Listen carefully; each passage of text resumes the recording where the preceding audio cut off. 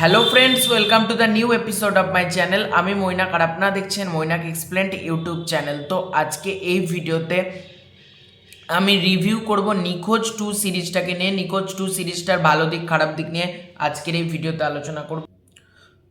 গল্প সম্পর্কে তোমাদেরকে সেরকম করে আমি স্পয়লার একেবারেই দেবো না, কিন্তু যদি একটু করে তোমাদেরকে হিন্ট দিই সেটা হলো প্রথম নিখোঁজ মানে নিখোঁজ ফার্স্ট পার্টটা যেখান থেকে শেষ হচ্ছে সেখান থেকেই এটা কন্টিনিউ করা হয়েছে। এবং নিখোঁজ যে দ্বিতীয় ক্যারেক্টারটা অর্থাৎ স্বস্তিকা মুখার্জি বৃন্দা বসুর মেয়ের চরিত্রটা যে নিখোঁজ হয়ে গিয়েছে তাকে খুঁজে পাচ্ছে কি করে এবং খুঁজে পাবে কি করে, এটাকে নিয়ে টার্ন অ্যান্ড টুইস্ট রয়েছে। এর থেকে বেশি আমি কিচ্ছু বলবো না। এবার আমি আসি এটার পজিটিভ পয়েন্টে। এটাই আমার জন্য ভরপুর পজিটিভ পয়েন্ট রয়েছে।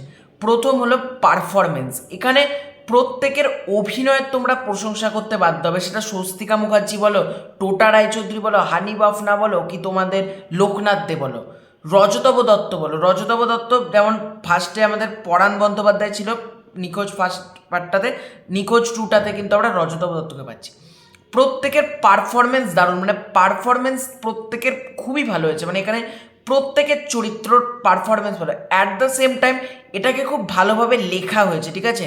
মানে গল্পটা ইটসেলফ প্রচণ্ড ভালো। মানে গল্পটা যেভাবে শুরু হচ্ছে, যে নোটে শুরু হচ্ছে, তোমরাতে কিন্তু নিখোঁজ 2টা কিন্তু ভালো লাগতে চলেছে, এটুকু বলতে পারি। গল্পটা যেভাবে আসছে, গল্পের মধ্যে আপ অ্যান্ড ডাউন রয়েছে, লিনিয়ারভাবে যেভাবে এগোতে এগোতে হঠাৎ করে হাই দিয়ে একটা উঠছে আবার নামছে, এই যে দুটো ব্যালেন্স করে যেভাবে এগিয়েছে না গল্পটা, কিন্তু সেখানেই চমকে গিয়েছে। মানে সেখানেই গল্পটা কিন্তু হয়েছে। ব্যাকগ্রাউন্ড স্কোরের কাজ মানে বেশ ভালো হয়েছে। ব্যাকগ্রাউন্ড স্কোরের কাজ, কালারের কাজ বিষয় তো বেশ ভালো হয়েছে। কালারের কিছু কিছু জায়গায় কালারের মানে কাজ ভালো হয়েছে, ঠিক আছে। মানে কালারের কাজ কিন্তু বেশ ভালো হয়েছে। এখানে একটা জায়গা আছে টোটা রায়চৌধুরী ক্যারেক্টারটাকে সবাই মনে করছে টোটা রায়চৌধুরী ক্যারেক্টারটা দোষী। এবার টোটা রায়চৌধুরী ক্যারেক্টারটা কি দোষী না সেটা দেখার জন্য তোমাদেরকে সিরিজটা দেখতে হবে। কিন্তু টোটা রায়চৌধুরী যে দোষী সবাই মনে করছে, টোটা রায়চৌধুরী বাড়ির লোক টোটা রায়চৌধুরীকে মেনে নিতে পারছে না। ওই সিনে একটা জায়গায় আছে, তারপর একটা বৃষ্টি ভেজার একটা সিনস রয়েছে যেখানে সাহানা আফরোজের ক্যারেক্টারটা আসে, তারপর তাকে নিয়ে যায়। ওইখানে বৃষ্টি ভেজা সিনের মধ্যে টোটা রায়চৌধুরীর পারফরমেন্স তোমরা জাস্ট দেখবে, তোমাদেরকে লিটারালি মানে ইমোশনালি অ্যাটাচ করে দেবে টোটা রায়চৌধুরী। মানে যেরকম পারফরমেন্স দিয়েছে ওই বৃষ্টি ভেজা একটা সিনস রয়েছে ওখানে, তোমরা জাস্ট দেখবে। এখানে মানে যেটা বলবো সেটা ক্লাইম্যাক্সটা টেরিফিক হয়েছে। মানে এই ক্লাইম্যাক্সটা আশা করি, বিশেষত শকিং ক্লাইম্যাক্স বলা যেতে পারে। মানে যে ক্লাইম্যাক্সটা মানে কারোরই মাথায় আসবে না। প্রথমে মনে হতে পারে মানে 5-6 নম্বর এপিসোডে যখন আসবে মনে হতে পারে এই ক্যারেক্টারটা হয়তো দিতিকে নিখোঁজ করে দিয়েছে, মানে দিতিকে কোথাও লুকিয়ে রেখেছে। এবার তোমরা যখন প্রায় এগোবে ওই রকম ফরম্যাটে যে এটা হতে চলেছে ওটা হতে চলেছে, শেষে যখন বেরোবে একটা অন্য টুইস্ট, তোমাদের লিটারালি ওই জায়গাটা শক প্রোভাইড করতে চলেছে, যেটুকু বলতে পারি। কারণ ওটা তোমরা গল্প ভীষণ আনপ্রেডিক্টেবল। মানে ওই ক্লাইম্যাক্সে বললাম তো 5-6 নম্বর 7 নম্বর এপিসোডে তোমরা ভেবে নেবে আর 8 নম্বর এপিসোডের দরকার নেই, আমরা বুঝে নিয়েছি গল্পটা, মানে এই হতে চলেছে। কিন্তু 8 নম্বর এপিসোডের ক্লাইম্যাক্সটা তোমরা জাস্ট দেখো, ওই ক্লাইম্যাক্সটা আমার লিটারালি দারুণ শক প্রোভাইড করেছে। ইভেন এখানে বিভিন্ন কিছু পাঞ্চ লাইন রয়েছে এবং কিছু ডায়লগস রয়েছে, সেই ডায়লগগুলো সমাজের প্রতি একটা রিফ্লেক্ট করবে। মানে ক্লাইম্যাক্সে স্বস্তিকা মুখার্জির মুখে বেশ কিছু ডায়লগস রয়েছে, সেই ডায়লগগুলো তোমাদের সমাজে মানে আমাদের সমাজের যে চিত্র সেটাকে কিন্তু মানে কোথাও গিয়ে একটা মানে বড়োভাবে একটা উত্তর দিতে চলেছে। তোমরা কিন্তু সেটা দেখলেই বুঝতে পারবে।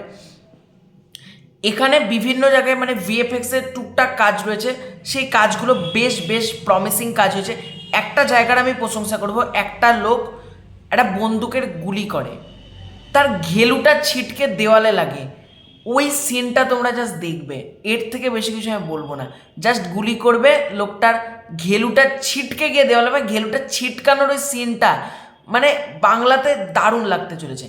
ইভেন একটা জায়গায় আমার খারাপ লেগেছে, একজনের হাত দেখানো হচ্ছে, এগুলো আমি বলছি না তার জন্য স্পয়েল হয়ে যাবে, সেখানে আবার ব্লার করে দেওয়া হয়েছে। আমি বুঝতে পারলাম মানে হাতের জায়গাটা ব্লার করে দেওয়া হয়েছে, কিন্তু বন্দুকে গুলি করছে, ঘেলুটা ছিটকে গিয়ে লাগছে, এই জায়গাটা খুব মানে লেগেছে। গম্ভীরা ভট্টাচার্যের একটা ছোট্ট ক্যারেক্টার রয়েছে, গম্ভীরা ভট্টাচার্য মানে জগা মাতাল, ওই চরিত্রটাও কিন্তু বেশ ভালোভাবে মানে যেটুকু রয়েছে ওইটাও কিন্তু বেশ ভালো হয়েছে।